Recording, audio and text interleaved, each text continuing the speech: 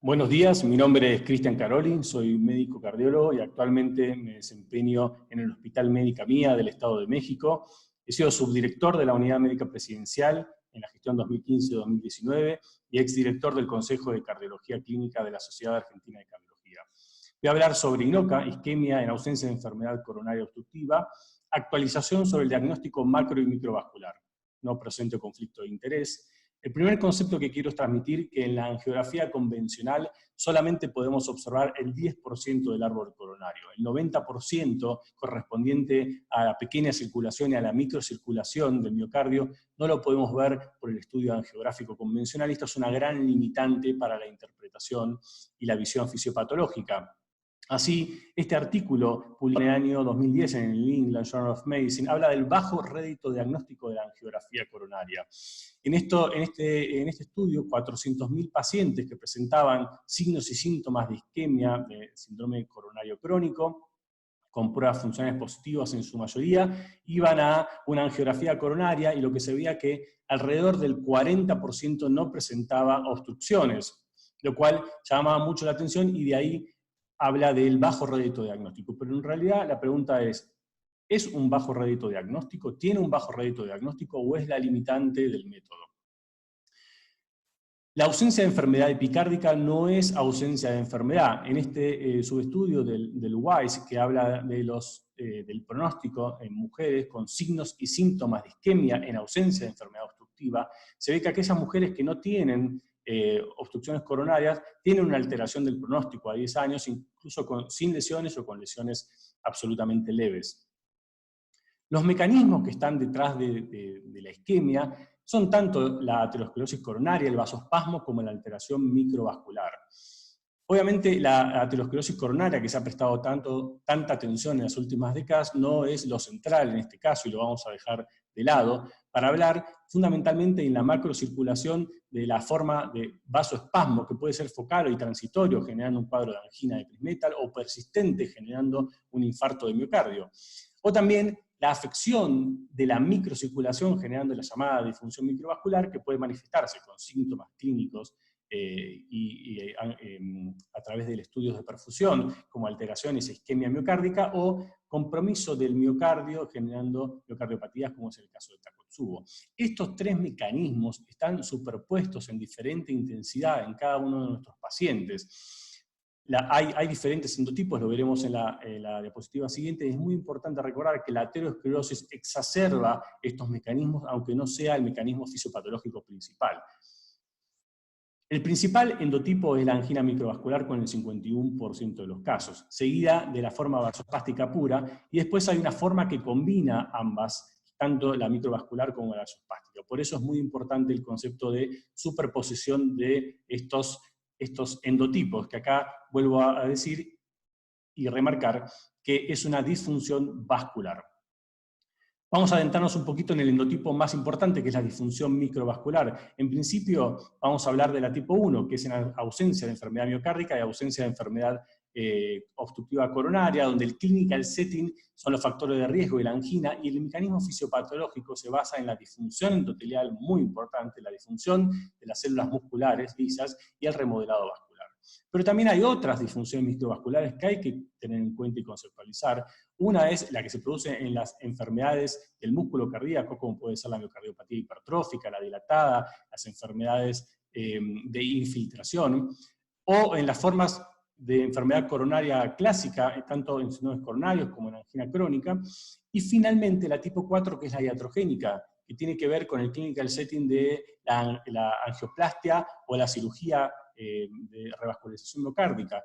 Conocemos muy bien que la revascularización por angioplastia muchas veces genera el fenómeno de no reflow, con microembolización y lesión endotelial al generarse el desprendimiento de la placa durante el procedimiento, y esto genera una disfunción que se denomina en este caso tipo 4.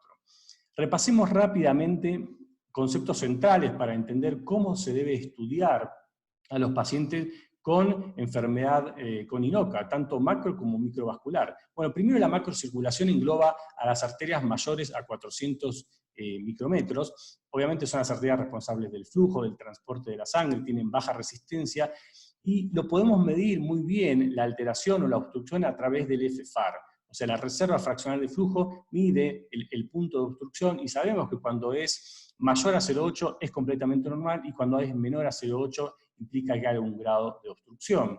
La microcirculación es bastante más compleja, tenemos diferentes tipos de vasos sanguíneos, obviamente todos los conocemos, las pequeñas arterias menores a 400 micrómetros, las arteriolas, que son las que se encargan fundamentalmente de la regulación de la presión y de la resistencia, y los capilares donde se produce el intercambio. Cuando queremos medir en forma puntual la microcirculación, el mejor índice es este valor, que es el índice de resistencia microcirculatoria, que cuando es entre menor a 18 o 19 es un valor completamente normal, cuando se acerca a 25 es un valor de alta resistencia de la microcirculación, y eso habla de enfermedad microvascular.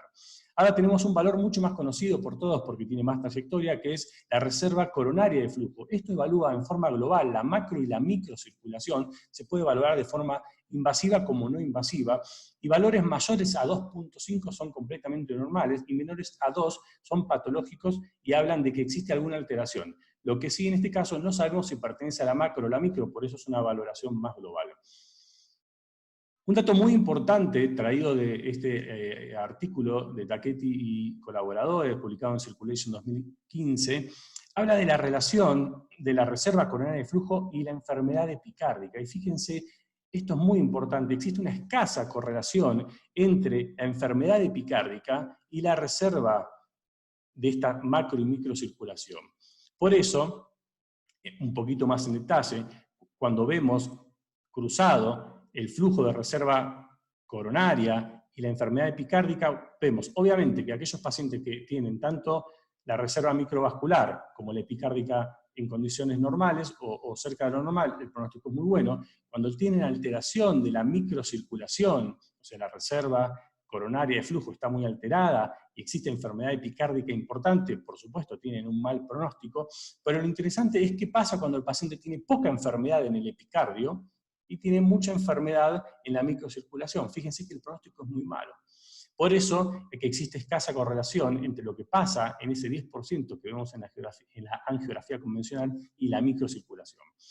Y lo mismo cuando vamos a la intervención, aquellos pacientes que tienen una reserva de flujo coronario bajo y se los interviene con cirugía, revascularizando todo el miocardio, mejoran claramente el pronóstico. No así cuando se lo reperfunde de una manera puntual. Ahora, si nosotros revascularizamos pacientes que tienen buena reserva coronaria de flujo, no cambia nada, tanto por PCI o por cirugía.